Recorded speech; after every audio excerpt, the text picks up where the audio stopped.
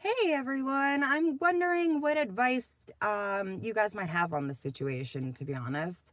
I have two babies. One's 8 and it's a boy, obviously. He's a boy. And the other one is a 1-year-old girl. And my fiance and I have started noticing that there are people in our lives that favor my little man over our little girl. And it goes both ways because there are other people who favor our little girl over our little man.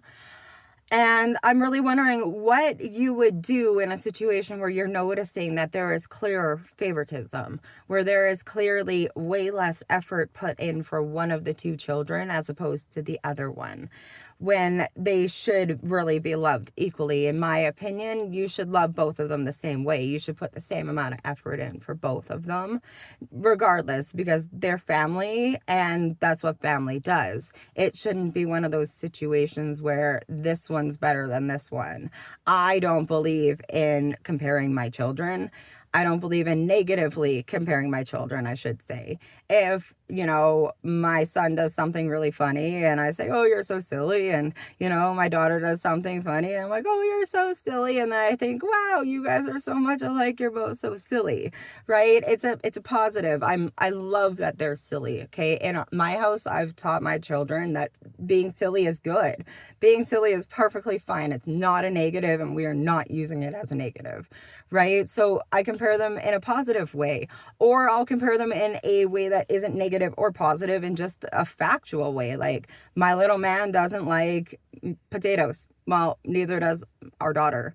She's not big on potatoes. So I'm like, oh, you two don't like potatoes. Oh, you two, what am I going to do with you? Mama loves her potatoes, right?